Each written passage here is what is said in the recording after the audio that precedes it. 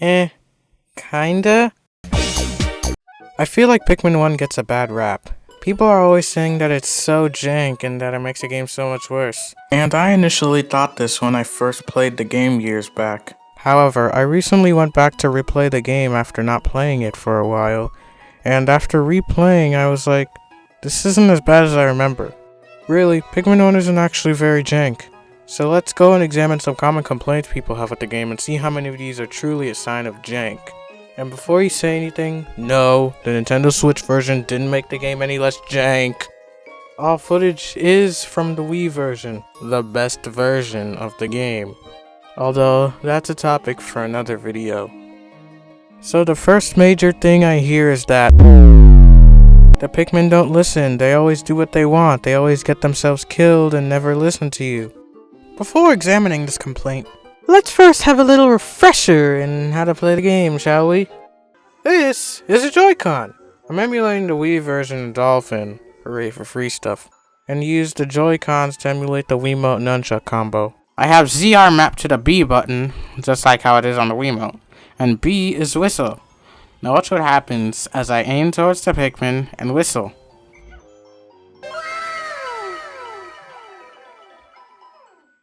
Okay, back to the complaint. Here's an explainer. Pikmin 1 collision isn't always the best, so when pushing up against something, Pikmin can go idle. Here's an example.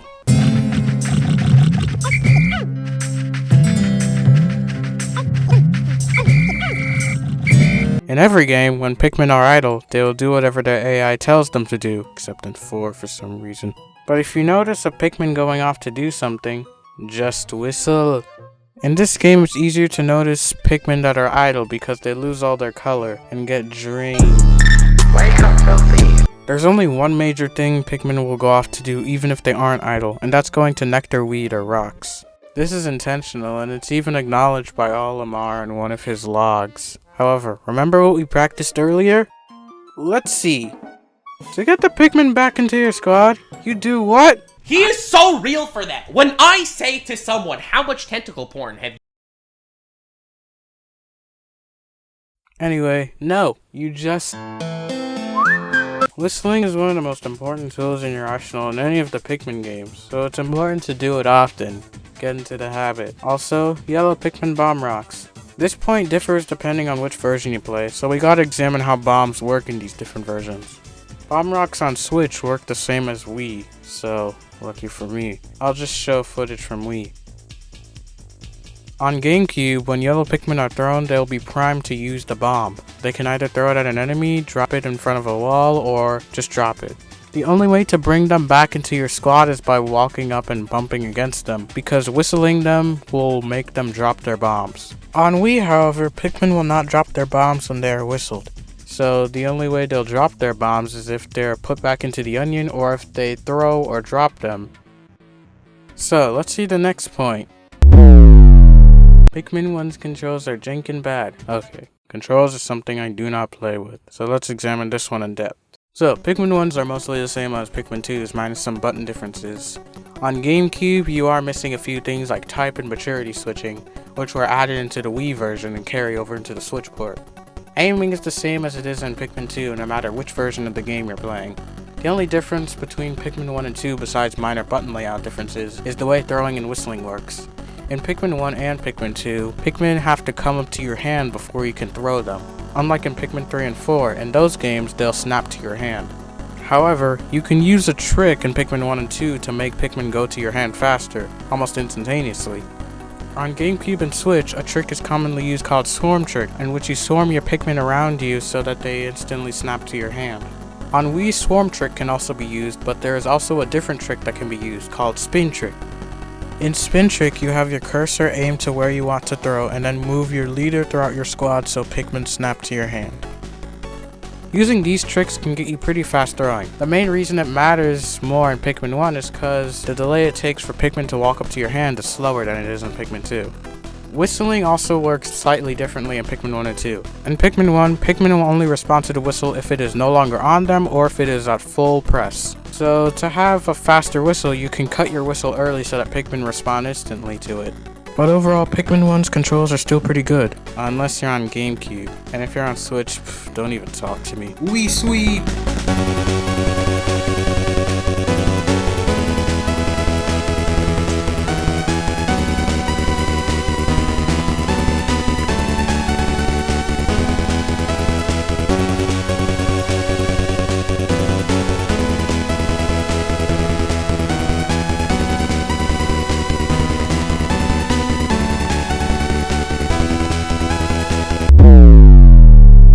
Enemies are broken and collision is a mess. The game's held together by duct tape.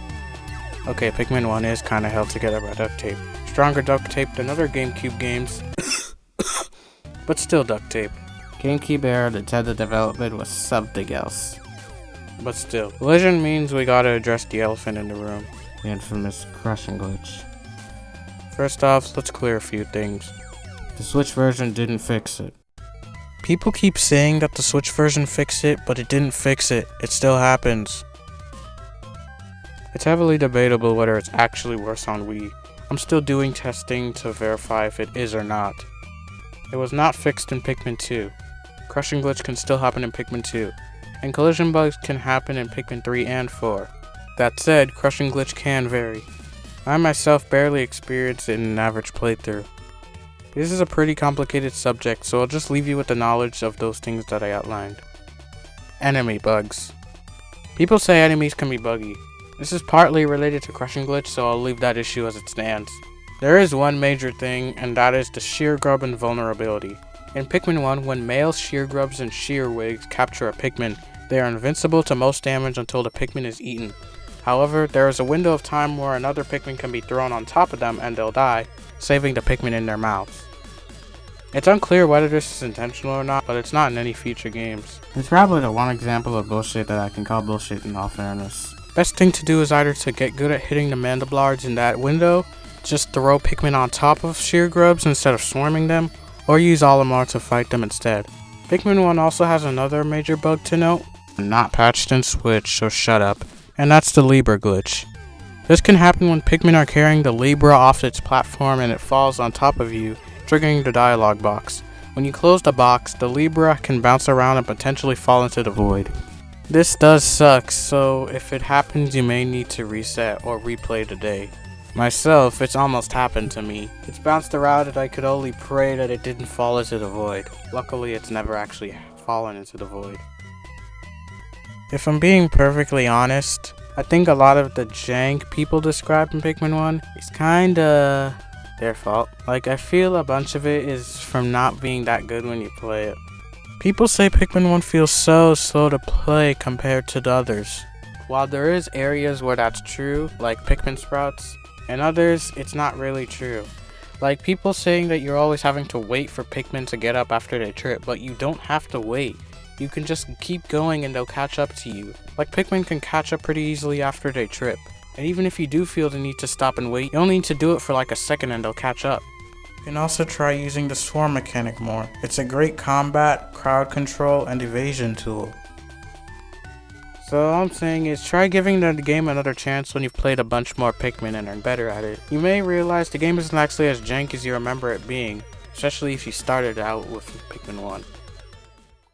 And if you're gonna play the game again, for the love of God, play the Wii version! I hook you up with the ROMs! I could show you where to get the website, I can help you set up Dolphin, just please avoid GameCube and especially avoid Switch!